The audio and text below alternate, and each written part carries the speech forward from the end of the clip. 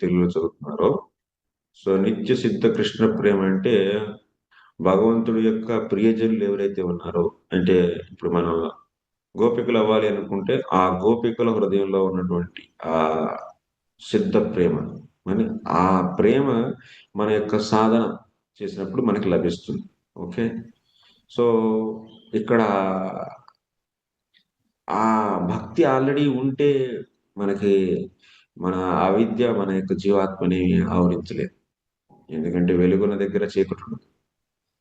కానీ ఇక్కడ నిత్య సిద్ధ ప్రేమ అని మీకు ఆల్రెడీ వందల సార్లు చెప్పాను క్లాసులో.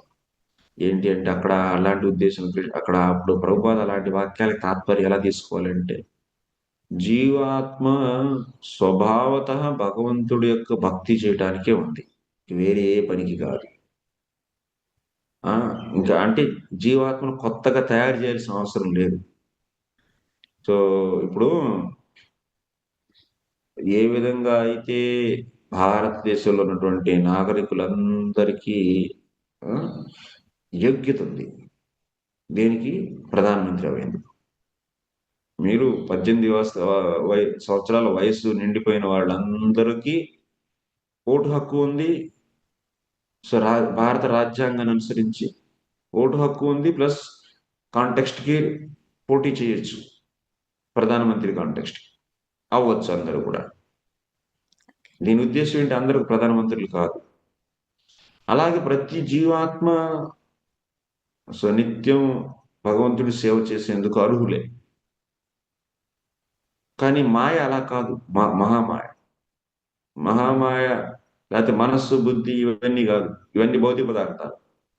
సో అంటే ఇక్కడ చెప్పేటువంటి ముఖ్యమైనటువంటి విషయం ఏంటి అంటే, జీవాత్మ కాన్స్టిట్యూషనల్లీ అంటే సో స్వాభావికంగా భగవంతుడికి దాసభూత, భగవంతుడి యొక్క సేవకుడి అయ్యేందుకు యోగ్యత కలిగి ఉంది. అది నిత్యం ఉంటుంది దానికి, అది తీసుకోవాలి. అంతేగాని ఇప్పుడు అది భక్తి అయిపోయింది, భక్తి ఉంది దాని దగ్గర. ఇప్పుడు మీరు వెళ్ళిపోయి ప్రధానమంత్రి సీట్లోకి వెళ్ళి కూర్చోలేదు కదా, కూర్చోవచ్చా? యోగ్యత ఉంది అంటే వెళ్ళిపోయి కూర్చోవచ్చా? దానికి దాన్ని మనం దాన్ని మనం సంపాదించాలి కదా. యోగ్యత ఉన్నప్పుడు ఏది కావాలనుకుంటున్నావో, దేనికి యోగ్యుడో అది సంపాదించుకోవాల్సి వస్తుంది ప్రయత్నం చేసి. అలాగే జీవాత్మ సేవకుడుగా అయ్యే స్థితిని స్వాభావికంగానే కలిగి ఉంది. కాబట్టి ఇప్పుడు సేవకుడు అవ్వాలి, దానికి ప్రయత్నం చేయాలి, శ్రవణ కీర్తన. ఓకే, అర్థం చేసుకోవాలి. అంతేగాని చెప్పాను నేను చాలాసార్లు.